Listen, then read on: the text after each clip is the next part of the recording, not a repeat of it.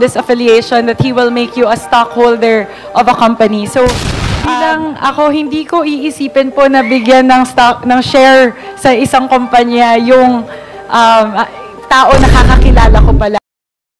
Everyone. Mr. Chair, I would like to focus my interpellation to Mr. Arnold Rodolfo de la Serna. My first question is, you became a stockholder of Biancham in 2020. Is that correct? Yes po, Your Honor. Who made you a stockholder of Biancham? To my knowledge, last 2020 po, Your Honor, it was Attorney Percival Ortega po who asked me to sign the document to complete the corporation. May I ask who Mr. Attorney Percival Ortega is and what is your affiliation to him? He is a majority stockholder of the company po, Your Honor. Mr. Chair, may I ask why would Mr. Percival Ortega approach you? Out of nowhere, biglang nagsabi, can you sign these documents so we can become a stockholder? To my knowledge po, Your Honor, there are, magkakilala po sila ni Attorney Roque, which is my employer that time po, Your Honor. Mr. Chair, let me go back to the answer of Mr. De La Serna earlier, which is his period of employment as EA of Attorney Harry Roque was from January 2021 to November 2021. Does this mean that you have been employed by Attorney Harry Roque prior to your stint as his executive assistant? The executive assistant post was available by January 2021 until November 15, 2021 po, Your Honor. But I was previously employed po ni Attorney Roque po, but not as an EA po, but as a SOCMED person po. May I know your employment? Under what employment contract were you under prior to your EA post in 2021? We don't have any contract po, Your Honor. If not, Kasi, can I explain po? Sorry po, Your Honor. I Go explain ahead. ko lang po what did happen. Kasi, that time po kasi, Your Honor, nag-antay po ako ng post in the office of the presidential spokesperson. But it was not given until January of 2021 po, Your Honor. so what was the position prior to 2021? Consultant, personally employed? I handled the social media of Attorney Roque po, Your Honor. So the social media, I thought a while ago you said that was under your position as EA3. So were you already performing the function prior to being employed? I started as the SOCMED of Attorney Roque in 2020 po, Your Honor. Then I was given a post by January of 2021 as an executive assistant po at the office of the presidential spokesperson po, Your Honor. Mr. Chair, I would like to ask Mr. De La Serna, when did you meet Attorney Harry Roque? What month and what year? I met Attorney Harry Roque October of 2019 po, Your Honor. Mr. Chair, I will second the question of Attorney Jinky. What makes you special? Kasi I wonder, Attorney Harry Roque met you in October 2019, and he knows Mr. Percival Ortega, and Mr. Percival Ortega approached you to become a stakeholder of Biancham in 2020. Ang stakeholder ni Mr. Percival Ortega, is it because of your affiliation to Mr. Harry Roque? Maybe that is because po, I really don't know the answer po. Bakit ako yung napili po, Madam Chair? Mr. Chair, I would like to ask because you will not accept a post without an offer. So what was in exchange of that? Pirma ka ng mga documents para maging stockholder. Ano yung in-offer sa'yo? Were you offered a compensation? To my knowledge, wala pong compensation yun, Your Honor, in any kind po. To my knowledge po, Your Honor. Because it was just, I do not know, completing, for the 5-man law of corporation po, Your Honor. Mr. Chair, if I hear that correctly, you agreed to becoming a stockholder by name without any compensation, without any responsibilities, without any official responsibilities, Mr. Chair? Walang buy-in, no nothing?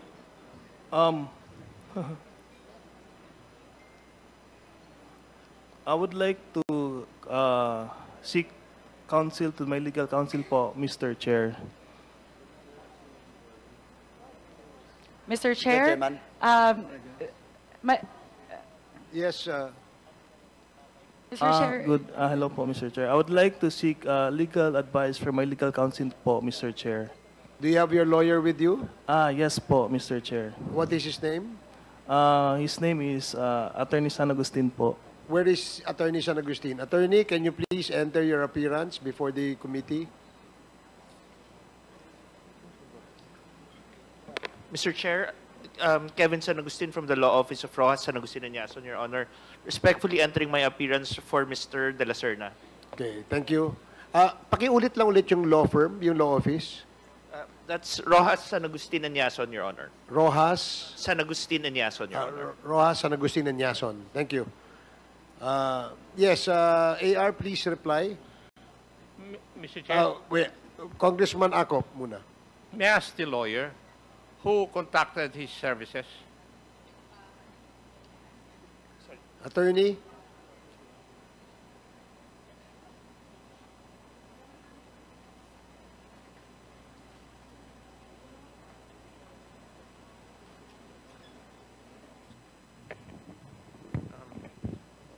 Mr. Chair, I'm sorry, I did not catch the question. Who contacted you to be the lawyer of Mr. De La Serna? Attorney Roque, Your Honor. So Attorney Roque was the one who engaged your law firm to be the lawyer of Mr. De La Serna? May I clarify, Your Honor? May I be allowed to explain, Your Honor? No, but Kindly, Mr. Chair, please proceed. there's a question asked, and therefore, as a lawyer, he should answer that first before he explains. Yes, Your Honor. Sorry, Your Honor, could you please repeat the question? My question, the question of Congressman Acop is who contacted you to be the lawyer of Mr. De La Serna? And you replied it was Attorney Roque, correct? Yes, Your Honor. And you have an engagement contract with Mr. De La Serna? No, I Your suppose. Honor. I Are do you not have- doing this pro bono for Mr. De La Serna? Yes, Your Honor. Please proceed, Congresswoman Sonsing.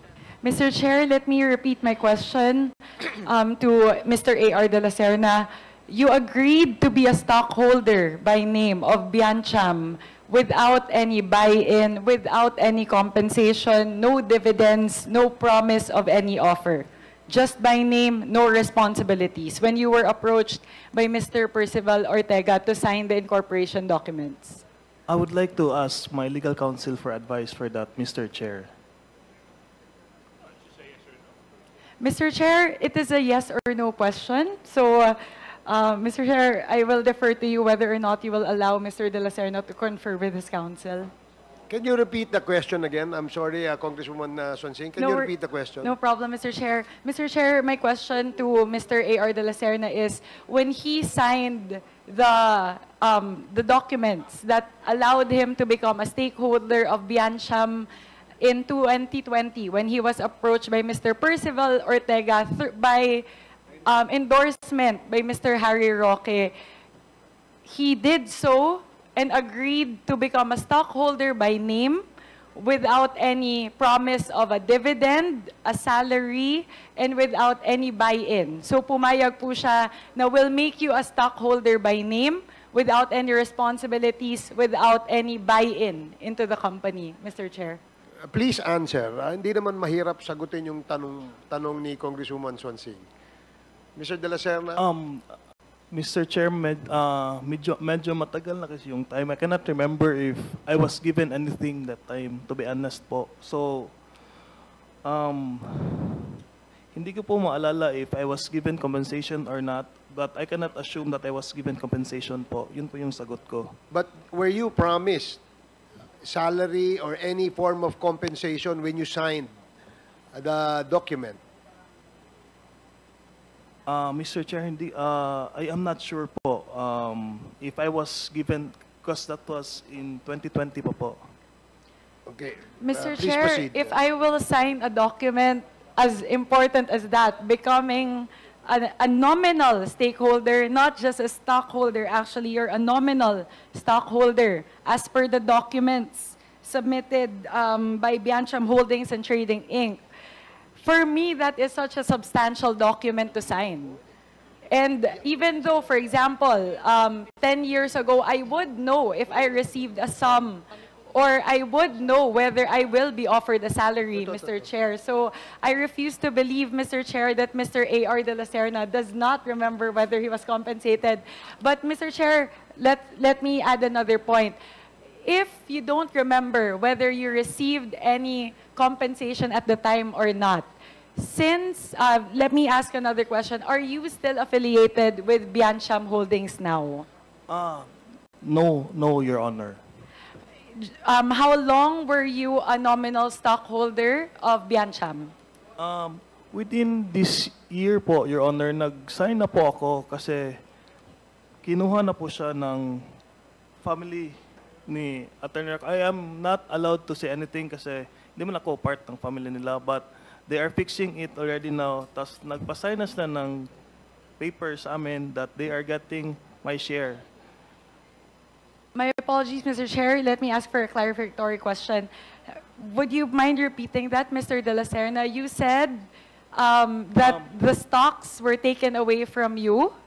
When and by who? You mentioned it already. I am not sure if I am allowed to speak about it, Your Honor, because it is not yet final. Hindi ako sure if it is already executed, but I already assigned a document. I'm not sure what document, what was that. Pero pinapirma po siya sa akin, giving my share to Ma'am Myla Roque po, the wife of Attorney Roque. So, Mr. Chair, for my colleagues here were saying they didn't hear. So, you already signed documents now transferring your shares back to Mrs. Roque. Is that correct? Yes, correct, Your Honor. May you please let us know the first name of Mrs. Roque? Mrs. Myla Roque po, Your Honor. Myla. Yes. Myla. So you transferred your shares in Biancham. Share po, one lang po yun, Your Honor. Is that one based on the document? You do have one share. Okay, noted. So I see it here in the document. So you transferred your share back to Mrs. Myla Roque. Okay. Mr. Chair, let me go back again to my question. I'm trying to figure out the circumstances by which you met Attorney Harry Roque, and what's so special about this affiliation that he will make you a stockholder of a company. So, may I ask the circumstances by which you met Attorney Harry Roque in 2019, October 2019? During October of 2019, Your Honor, there was an inauguration in our barangay po. Nagbigyan po kami ng Comfort Court po ata, which was a project through the office of Attorney Roque when he was still a congressman in the 17th Congress po. During the past po, my mother was a barangay captain po of that barangay and was invited to the inauguration, which was kasama po ako. Then doon ko po na-meet si Attorney Roque po, Your Honor. Mr. Chair, kung naiintindihan ko po, so pumunta si Attorney Harry Roque sa isang inaugurasyon ng covered court sa kanilang barangay, kung saan po barangay captain po ang nanay ni Mr. de la Serna. At pagkatapos nun, dun lang kayo nagkakilala? Yes po, Your Honor. Tapos pagkatapos po nun, kinuha ka na po niya na social media? Hindi po. Nag-work po ako sa kanya ng 2020 po, ng May po. Bilang? SOCMED person po, Your Honor. So, pagkatapos nun, ginawa ka na kaagad niya na stockholder ng... No, my knowledge was at that time, Your Honor. Parang very limited lang kaming staff na pumapasok that time. So, I was chosen of... isa po na pumirma po to complete the company po. Ano po ang nauna, Mr. de la Serna? Ginawa po kayong stockholder ng Biancham or in-employ po kayo bilang social media manager? Na employment po of SOCMED. Mr. Chair, babalik pa rin po ako doon. Tinatry ko i-establish pero magsiskip muna ako kasi bilang ako, hindi ko iisipin po na bigyan ng share sa isang kumpanya yung tao nakakakilala ko pa lang. So I'll go back to that, Mr. Chair. Mr. De La Serna, tatanungin ko po yung mga aktibidades nyo po habang kayo ay nominal stockholder ng Biancham. Maitanong ko lang po, were you asked to sign documents while you were a part of Biancham? No po, Your Honor. Bukod sa ikaw po ay stockholder, naging miyembro din po kayo ng Board of Directors ng Biancham, tama po ba? Yes po, Your Honor. Opo, dahil yun po yung nandito sa dokumento na hawak ko sa submission po ng Biancham, kayo po ay miyembro ng Board of Directors. Nagsabay po ba yung pagkakataon na kayo ay Executive Assistant ni Attorney Harry Roque at kayo ay Board of Director ng Biancham? Sabay po yun? So sorry po, Your Honor. I'm not sure, but I guess it's the same. But Opo. I'm not 100% sure na yes po yung sagot ko. But it's like 80% sure. Sige po. Bilang miyembro po ng Board of Directors ng Biancham, are you aware of the transactions na ginagawa po ng corporation? No, Your Honor. So, ibig sabihin po, kayo ay stockholder lang, miyembro ng Board of Director by name. Pumipirma po kayo ng mga dokumento nang hindi po alam yung mga nangyayari? I had full trust and confidence with Attorney Percival po, Your Honor. Sige po. Alam niyo po ba na ang Biancham ay nagmamay-ari ng shares sa ibang mga korporasyon? No, Your Honor. One of these corporations po ay ang First Bataan Mariveles Holding Corp or ang FBMHC. Sinasabi ko lang po at may pagmamay-ari po ang Biancham na 50% ng FBMHC. Aware po ba kayo, Mr. De La Serna, nung panahon na kayo ay miyembro ng Board of Directors ng Biancham, na ang Biancham po ay pumasok sa isang partnership sa Green Mile Realty Corporation? Yes po, Your Honor. Aware po kayo? Yes po. So, naaalala niyo po na pumirma po kayo ng dokumento na pumapayag po na pumasok ang Biancham sa partnership po sa Green Mile Realty Corp?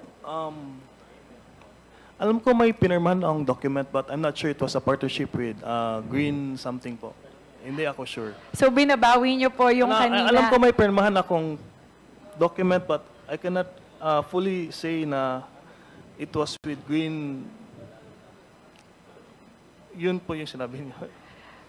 Mr. Chair, I highlight this because one of the key principal projects of the partnership between Green Mile Realty Corp and Biancham, which then became FBMHC or the First Bataan Mariveles Holding Corporation, is to develop a plot of land in Mariveles, Bataan with a size of 422 hectares o yung tinatawag po na Mariveles land. And the development project was valued at 1.8 billion pesos.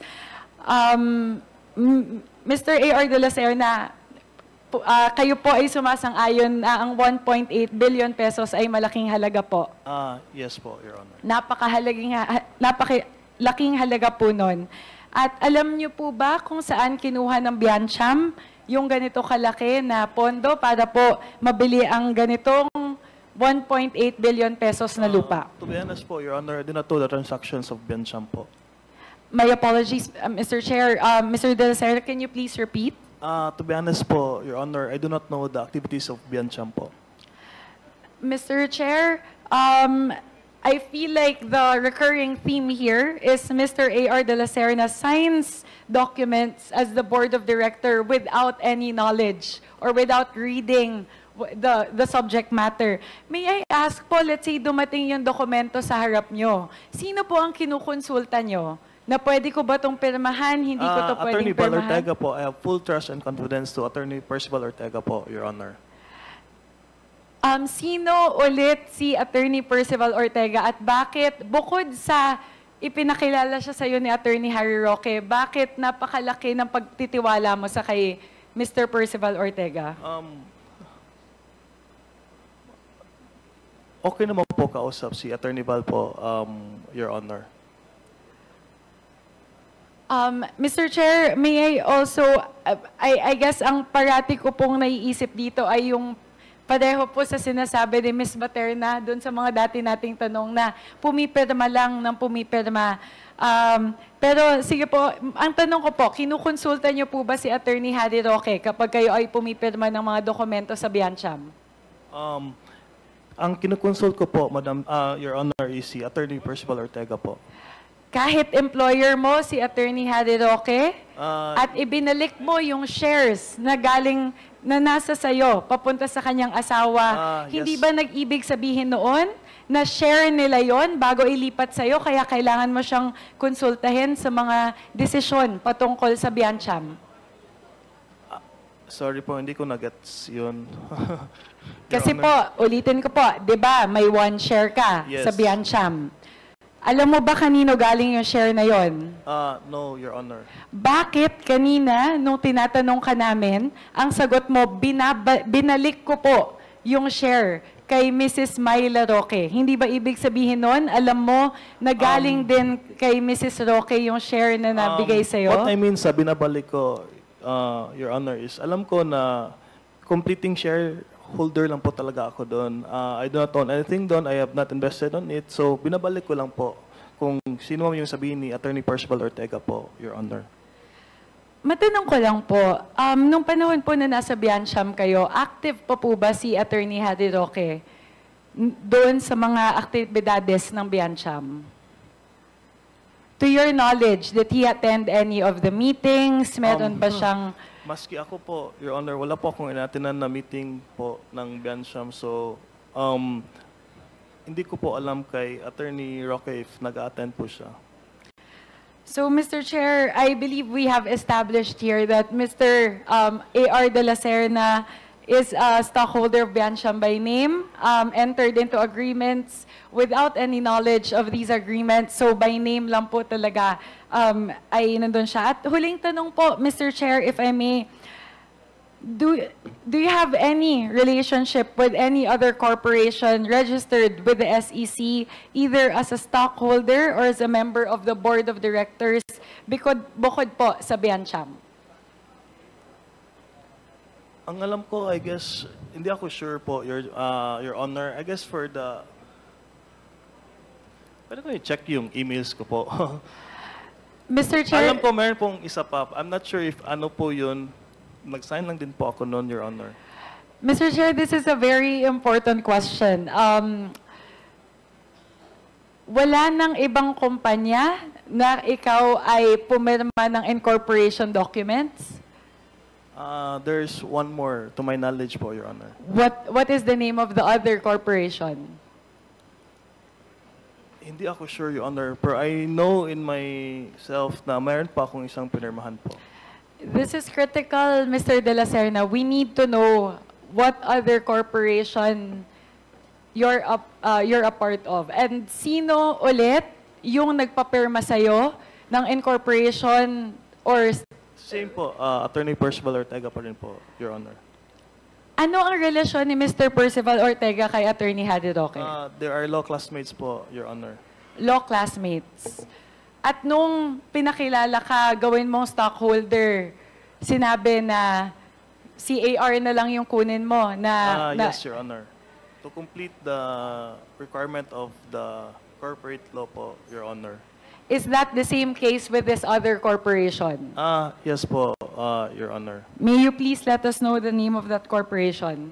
Hindi ako sure. Sorry po. I do not know po, Your Honor. To be honest, hindi ko po alam. Pero alam ko, aside from Biancham, may isa pa akong C9 po na document. Anong industry, anong sector ng other corporation na yon? To be honest po, Your Honor, hindi ako sure if anong company po yun. In what industry. Mr. Chair, can you, I don't know this is very important, but I hope that Mr. De La Serna can furnish us, Mr. Chair, with the name of that other corporation. Because, Mr. Chair, my concern is if he's signing documents for Biancham Corporation without knowing the nature of these documents, he most likely is also pumipirma ka din ba ng mga papel para doon sa isang korporasyon na yon? Parang once lang yun, Your Honor. Mr. Chair, sorry, babalik lang ako sa tanong ni Kong Jinky kanina. Ngayon na hindi ka na-employed under the office of the presidential spokesperson as an EA, what is your relationship with Attorney Harry Roque now? Previous employer po, si Attorney Roque po. I maintain a professional relationship with my previous employers po, Your Honor. Bakit po kayo in-endorse ni Attorney Harry Roque kay Ms. Cassie Ong na magstay po sa Lucky 99 compound?